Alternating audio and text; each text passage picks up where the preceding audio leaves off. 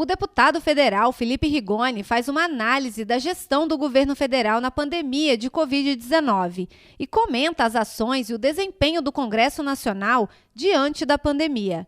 Crítico e voto contrário ao fundo eleitoral, Rigoni explica sua posição e cita que o momento não era de aumento do fundo eleitoral, e sim de cuidar dos brasileiros e capixabas que precisam nesse momento. A primeira coisa que a gente tem que pensar é o seguinte: ninguém sabia muito o que fazer ao longo da pandemia, né?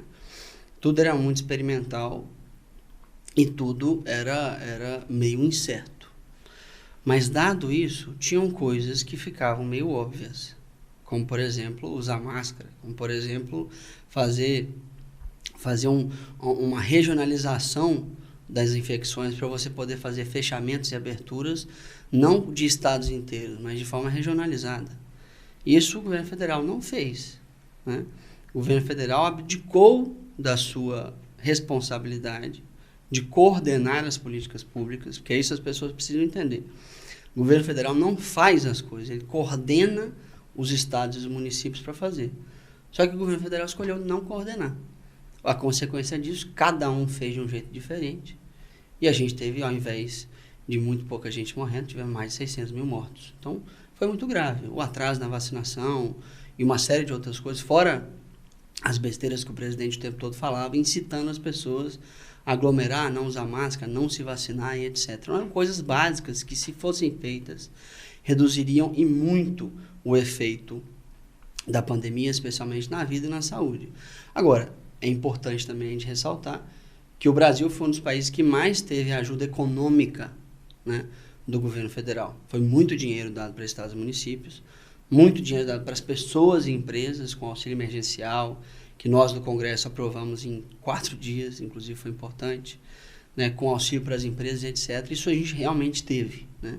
A gente não pode negar isso, mesmo que com falhas de implementação, com corrupção que aconteceu e a gente precisa investigar e punir os envolvidos, mas tivemos uma ajuda econômica muito importante. Agora, o desafio que a gente tem para frente, e agora é o que a gente tem que pensar para frente, é o seguinte: a pandemia está, né, arrefecendo, está no fim, se tudo der certo, a vacinação continuar e etc. E agora a gente precisa pensar no pós. E o pós é o quê?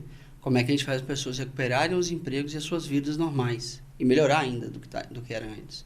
E já precisar de equilíbrio fiscal, coisa que o governo federal não está promovendo, estabilidade na política, porque quando a política está instável, está na confusão, na polarização, não vem investimento, você não tem emprego, e as pessoas sofrem, que é o que a gente está tendo agora, inflação. Inflação é quando o preço das coisas sobe e o salário das pessoas não. E isso é o que está acontecendo de forma muito forte no Brasil, né? A fome voltou no Brasil, isso é muito grave. Então a gente precisa resolver estes problemas. Isso que eu fico indignado mesmo com o que está acontecendo lá no Congresso Nacional, porque parece que muita gente conduz para não serem discutidas essas questões. Eu repito, assim, a política precisa resolver os problemas reais do cotidiano das pessoas.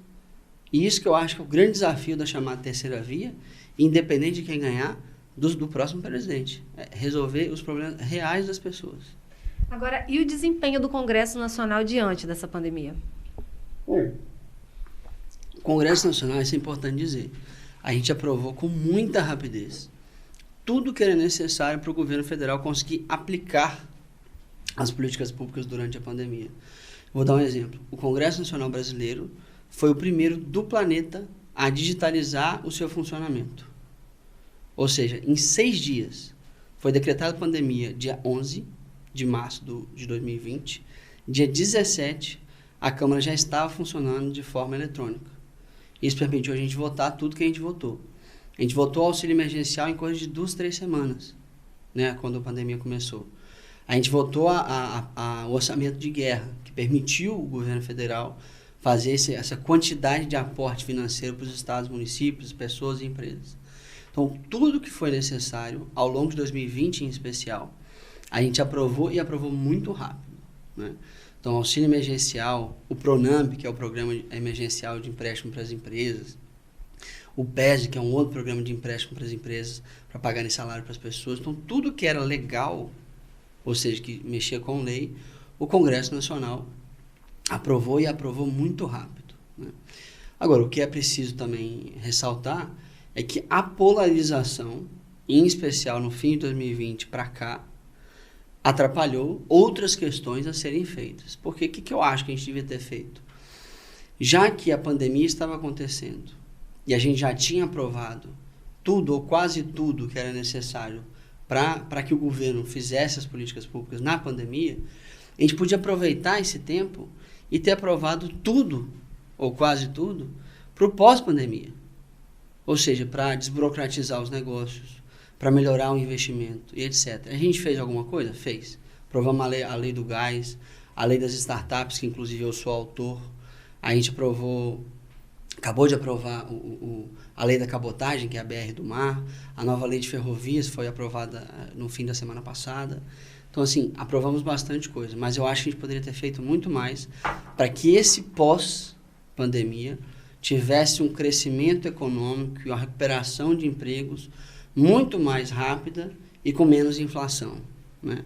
Eu acho que a polarização atrapalhou muito o Congresso Nacional ao longo desse período. Um assunto muito polêmico dos últimos dias e que também levanta muita discussão popular é a questão do fundo eleitoral. Eu queria muita opinião do senhor sobre essa questão.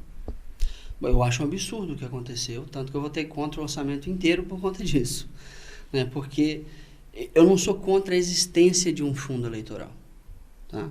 Todas as democracias do mundo têm algum fundo que financia campanhas. O que eu sou contra é o tamanho e a forma de distribuição que temos hoje, e sou absolutamente contra a gente ter aumentado o fundo.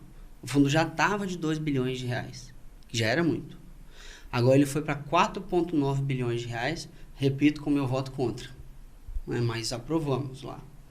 Isso é um problema muito sério, aumentou em 170% o fundo eleitoral, enquanto a gente tem gente passando fome, empresa quebrando, um monte de obra parada, que a gente poderia ter usado esse dinheiro, 2,9 bilhões de reais a mais, que a gente colocou no fundo, para resolver esses problemas, que são os problemas reais da população.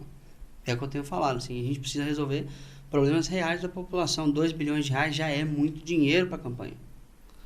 E nesse momento não tinha a menor condição da gente aumentar o fundo, que foi o que o Congresso Nacional fez. Votamos contra, falamos contra, mas infelizmente a maioria venceu.